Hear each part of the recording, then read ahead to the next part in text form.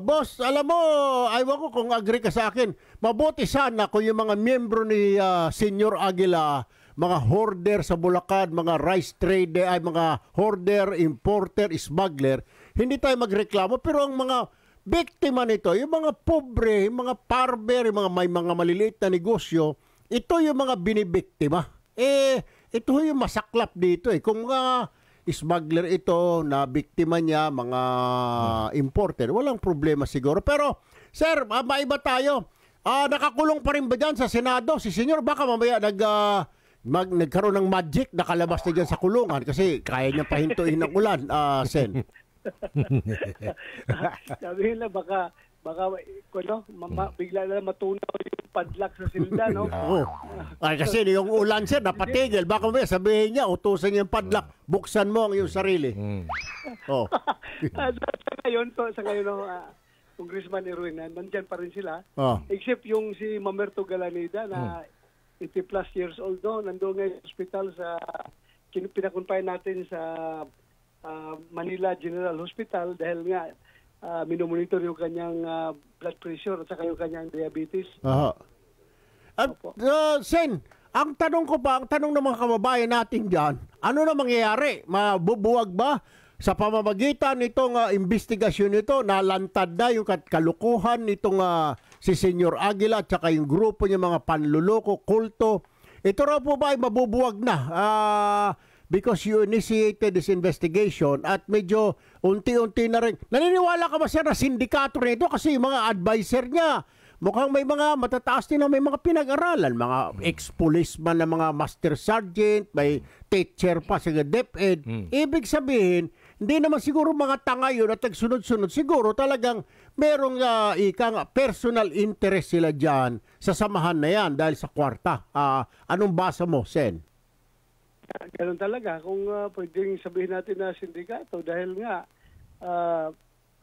requirement nila no sa pag-akyat doon sa kapihan ay kailangang ibinta nila yung kanilang mga earthly possessions, yung mga ari-arian nila, yung kanilang mga pamamaha, yung bahay nila, ibinta nila at around 60% of the proceeds of which ay mapupunta doon sa SBSI. So parang merong scheme na ginagawa. Sir, panghuli na lamang bago ko i-turn over kay Aljo.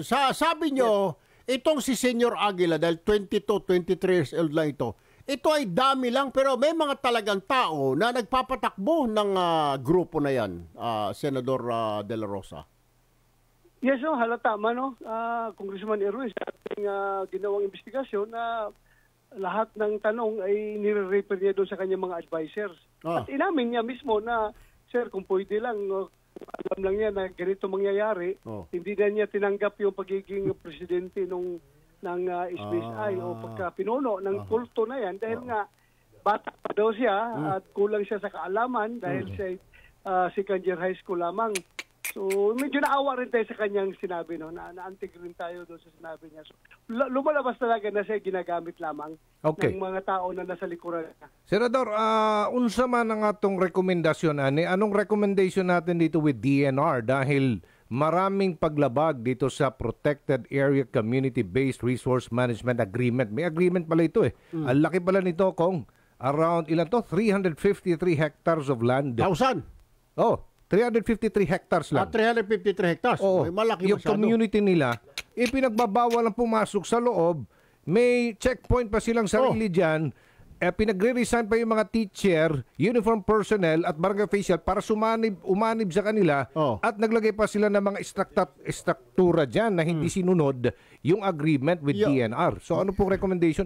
Ipasarado na lang siguro yan. Bago sagutin ni Senador yan ang sabi ko sa inyo last Friday, Thursday, na baka mahirapan sila Senador Bato at Senadora Risa. Kailangan mo na humingi ng clearance kay Senyor Aguila. Baka hindi kayo papasukin doon. Sir, huwag ka magtawa-tawa, sir, kay narinig naman natin. Bawal, may checkpoint. Sasabihin, meron kaming sariling senado dito. Baka maiharap sila ng mga senador na 24 din ng mga senador. sigurado na isa yan sa Kung Erwin na magiging rekomendasyon natin for DNR to take the appropriate steps paano nila i-resolve ang issue na ito. Dahil kung may nakita silang paglabag sa agreement na kanilang ginawa between SBSI at ang DNR, ay karon naman na may paglabag. Yung nga lang, yung regulating agency, DNR, hindi nga makapasok doon eh. Binagawa lang nga makapasok. Siguro naman, dapat alam na ng DNR what to do. Kung gano'n naman lang na sila mismo hindi makapasok sa yuta na sila ang nag-regulate being DNR, no? Paano yung relocation? Dapat gawin. Senador, paano relocation ng mga miyembro dyan na nais ng kumalas kung yan ay bubuwagin na ng gobyerno? Ay, yan ang problema natin yan kung paano, no? Dahil yung mga miyembro na yan ay wala nang mauuwian doon sa mainstream community sa baba ng Socorro dahil pinagbibintan na nila yung kanilang mga bahay, mga ari-ari nila. So, hirapan talagang whole of government approach ang gagawin nito. Lahat ng ahensya ng gobyerno na pwedeng tumulong, DSWD, lahat magtulong-tulong tayo para kung darating sa punto na sila ay i-relocate pabalik doon sa baba. Ibalik yung pera nila. Baka na doon. Ibalik yung pera baka na kay Senior pangalan Aguila. Tawag ko dito Tamsi. Si Senior Tamsi. Baka nagastos na yun. Mayroon mo sila mga studio doon na pinagawa, mga radio station. Nagastos na yung pera nila. Patay.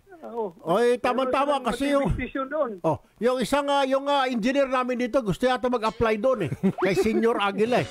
Doon ko talaga ilalagay ito kasi mali-mali minsan na doon ko talaga i-recommend. But anyway, sir, paano nga ito? Baka magkaasawa ng bago yan doon ni Ruel. Hoy, ay, sus. Tingnan mo, nakatindig ka agad, sir. Pati yung namin, isang kasama niya, katabi niya, tumayo ka agad, pati yung IT. Yung IT namin kasi matandang binata na mukhang gusto rin eh. Ikasal doon. Ikasal Senior Aguila. Pero sir, paano ito? May marami ng kaso kasi yung mga nagbenta ng bahay, yung iba pala, naka-loan pa na may loan sila sa bangko. Yung mga negosyo nila may loan sa bangko. At ang nagumumroblema daw yung mayor doon sa baba, siya ang sinisingil ng mga bangko. Kasi saan na raw, paano hanapin yung mga tao, Sen? Well, siguro ma-advise natin kung meron pang naiwan na pera, may pera pang hawak yung asosasyon na yan.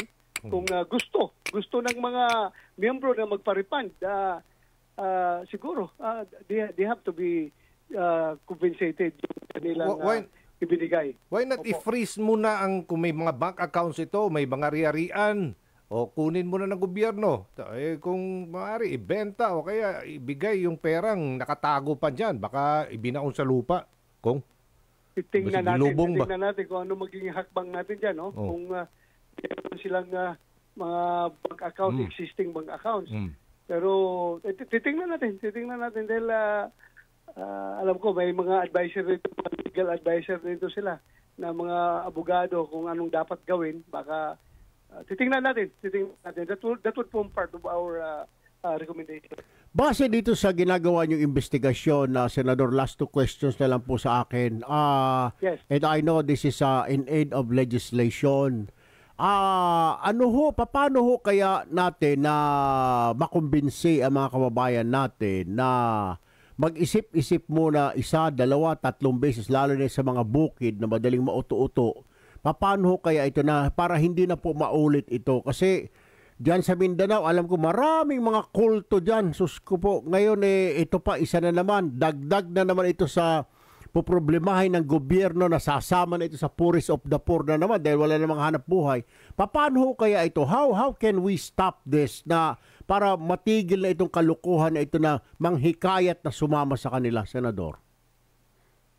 Ang nakikita natin dyan, Kung Erwin, as far as legislation is concerned, siguro yan, kagaya ng case na yan na meron silang agreement between the government, siguro gagawa tayo ng mga pulisiya na kapag ang isang protected area na list doon sa isang grupo ay ginamit na sa culto operations ay mayroong batas dapat yan na ipagbabawal ang pag-grant ng permit na yan. At pagdating naman sa penalize o pag-criminalize ng mga actions na gagawin nila, mag-start kasi ang kulto sa exercise of religion eh.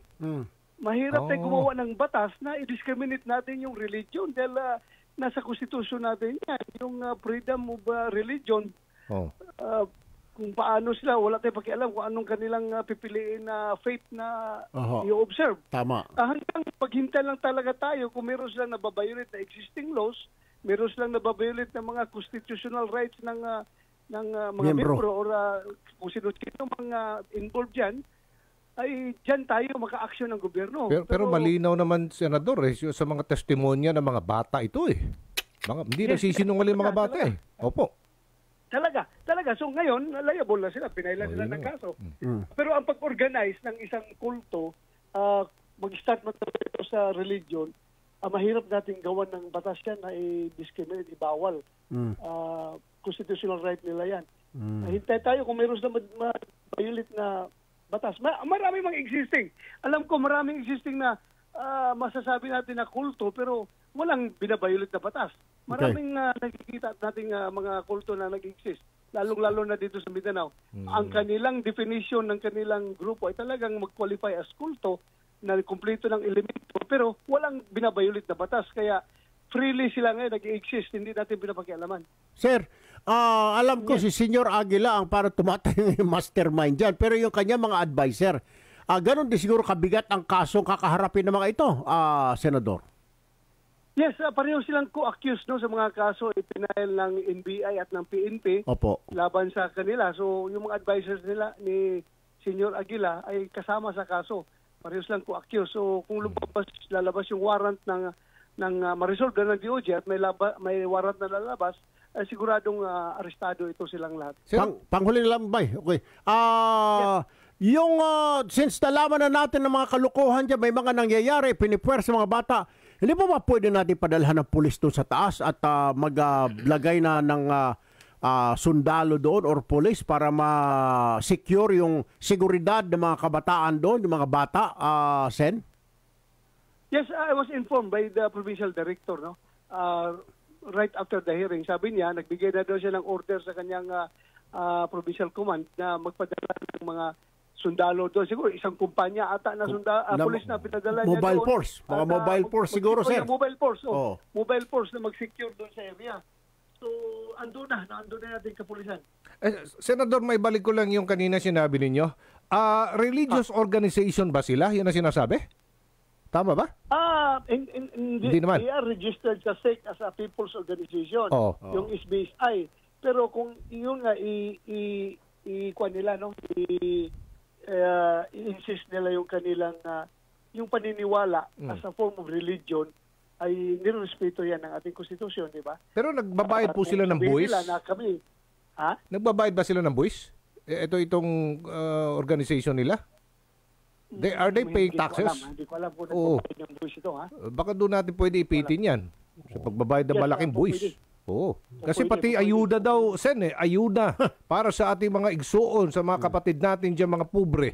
Kinukuha din ng SBSI. Sos, Mariset. Grabe. Ayun nga, ma-qualify nga yung sinasabi mo na sindikato. Dahil kinukontrol ng organisasyon, pati yung pera na galing gobyerno, which is a form of graft and corruption, di ba? That's corruption. Hindi mo pwede bawasan mo yung tao na para sa kanya yun, aid yun ng gobyerno. Para sa kanya, babawasan mo. Sir, so paano na nga ito? Yung sa susunod na hearing, kailan? At ano na ho mangyayari? Nakakulong pa rin dyan? Hindi mo na papakawalan si Senyor Aguila at mga kasama niya? Hindi pa siguro, no? Unless ma-determine ng committee na sila nagsasabi ng totoo at fully mag-cooperate sila sa ating ginagawang investigation, ay pwede na siguro yung kanilang contempt order. Pero sa ibig sabihin, sila. Pwede pa silang, so pag nakalabas na sila dyan, pwede silang umuwi na ulit doon sa Socorro, baka na maggumawa ng katarantaduhan at balikan nila yung mga kamag-anak ng mga batang ito na nagre-reklamo, Senador.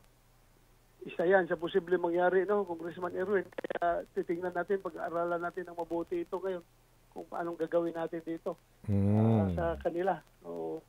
Barikadahan na lang daw yung lugar. I-cordon mo na yung lugar, Sen. Siguro, baka dandahan na rin Dandahanin na lang. Na nahigmata or na-realize itong mga tao na ito Gumising. yung kanilang kinasasadlakan ngayon. Baka it will die a natural death yung organisasyon na yan kung lalong-lalo na kung makakulong yung mga leaders nila, kung wala nang magte-take over, magkaroon ng leadership vacuum, at lalong-lalo na kung makadecide ang DNR na i-revoke yung kanilang agreement. So, ang presensya nila dyan sa lugar na yan ay questionable lang. Pero, yun nga, magiging problema talaga yan ng gobyerno kung paano i-relocate yung mga tao na yan. Alright. Okay.